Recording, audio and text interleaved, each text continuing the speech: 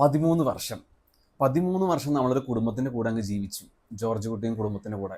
അങ്ങനെ finally the case is solved. First of all, happy birthday to our own Lalettan. ഇതിലും വലിയൊരു സമ്മാനം ഇന്ന് ഈ ദിവസം കിട്ടാനില്ല എന്ന് തന്നെയാണ് വിശ്വസിക്കുന്നത്. ആൻഡ് കുട്ടുക്കൈ ജിത്ത് ജോസഫ് എന്ന ഡയറക്ടറിന്. ശരിയാണ്, ആളുടെ അവസാനത്തെ 2 സിനിമകളും ഞാൻ നല്ല രീതിയിൽ വെറുത്തിട്ട ഒരാൾ തന്നെയാണ്. മിറാഷ് ആണെങ്കിലും വലതുവശത്തെ കള്ളനാണെങ്കിലും. പക്ഷേ ദൃശ്യം എന്ന ഫ്രാഞ്ചൈസിൽ എത്തിയപ്പോൾ he showed his calibre. He again showed that is a very brilliant writer and a very brilliant director. Jeethu പറഞ്ഞ പോലെ തന്നെ ഇതൊരു ഇമോഷണൽ ഫാമിലി ഡ്രാമയാണ് വിത്ത് ത്രില്ലിംഗ് എലമെന്റ്സ്.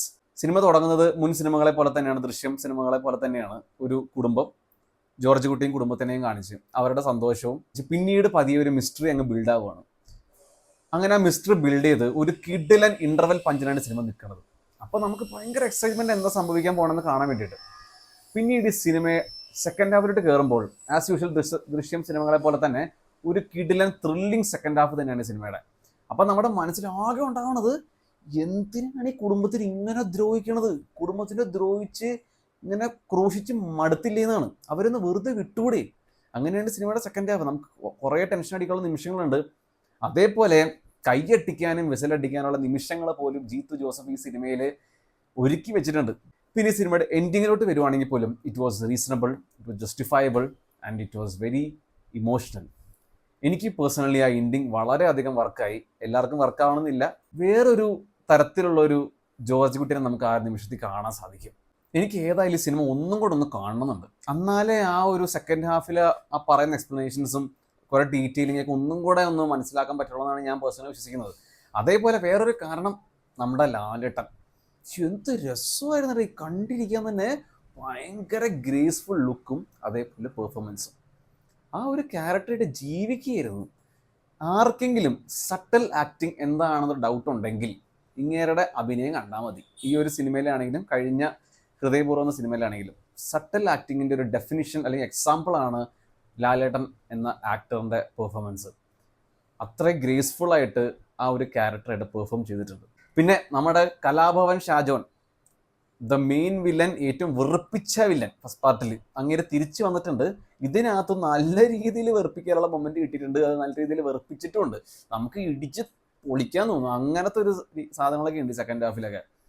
പിന്നെ ബാക്കിയുള്ളവരൊക്കെ നന്നായിരുന്നു. നമ്മുടെ മീന, എസ്തർ, സിദ്ദീഖ്, മുരളി ഗോപി, വീണ നന്ദകുമാർ, ഇർഷാദ്, ശാന്തി മായാദേവി, ദിനേശ് പ്രഭാകർ, ആന്റണി പെരുമ്പാവൂരുണ്ട്. ചെറിയൊരു ക്യാമിയിൽ വലിയ കുഴപ്പമുണ്ടായില്ല.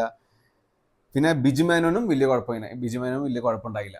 പിന്നെ മുരളി ഗോപിയുടെ അഭിനയം നന്നായിരുന്നു. പക്ഷെ റോളിനെ പറ്റി പറയുകയാണെങ്കിൽ നടനും വില്ലനും 2 സൈഡിൽ ചെസ് കളിക്കുമ്പോൾ ദൂരെ നിന്ന് കളി കാണുന്ന ഒരാളില്ലേ, അങ്ങനത്തെ ഒരു ക്യാരക്ടറാണ്.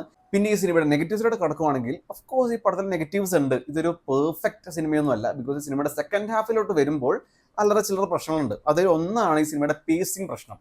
ഫസ്റ്റ് ഹാഫിൽ വളരെ ഡീസൻറ്റ് പേസിംഗ് ആണ് സിനിമ മൊത്തം പോണത്. സെക്കൻഡ് ഹാഫിലും അതേ പേസിങ്ങിൽ തന്നെയാണ് പോണത്.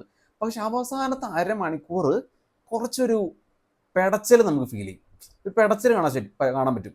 അത് എഡിറ്ററിനെ കൊണ്ടൊന്ന് ഹാൻഡിൽ ചെയ്യിപ്പിക്കാമെന്നാണ് തോന്നിയത്. ആ ഒരു മീഡിയം പേസിങ് അവസാനം ഭയങ്കര റഷ്ഡായിട്ടാണ് കാര്യങ്ങൾ മുന്നോട്ട് പോയി. ചിലപ്പോൾ 2.25 മണിക്കൂർ സിനിമ ആയതുകൊണ്ടായിരിക്കും, പെട്ടെന്ന് തീർക്കാൻ വേണ്ടി ആയിരിക്കാം, പക്ഷെ എനിക്കറിയില്ല. എന്നാൽ പോലും അവിടെയൊക്കെ ഒന്ന് പേസിങ് ഹാൻഡിൽ ചെയ്തായിരുന്നെങ്കിൽ ബെറ്റർ ആയിരുന്നു. ബിക്കോസ് ഈ സിനിമ 2.25 മണിക്കൂർ ഉണ്ടായിട്ട് പോലും അത് ഭയങ്കര വലിച്ചു നീട്ടലായിട്ടൊന്നും എനിക്ക് പേഴ്സണലി ഫീൽ ചെയ്തത്. അതൊരു കറക്റ്റ് പേസിംഗ് ആയിട്ട് തന്നെയാണ് തോന്നിയത്. ഏതായാലും അത് മാത്രം ഒരു പ്രശ്നമായിട്ട് തോന്നിയത് സിനിമയുടെ. ഏതായാലും ഇതൊരു ഇമോഷണൽ റോളർ കോസ്റ്റർ റൈഡാണ് with Georgekutty and his family. And a very good farewell to the Drishyam franchise. ഞാൻ മിസ് ചെയ്യും, എന്നാലും it was a very good ending. എല്ലാവർക്കും സിനിമ ഭയങ്കര അടിപൊളിയായിട്ട് തന്നെ ഫീൽ ചെയ്തിട്ടെന്ന് തന്നെ ഞാൻ വിശ്വസിക്കുന്നു. പക്ഷെ ഇപ്പോഴും എനിക്ക് എൻ്റെ ഒരു പേഴ്സണൽ ഫേവറേറ്റ് സിനിമയുടെ ഫസ്റ്റ് പാർട്ട് തന്നെയാണ്.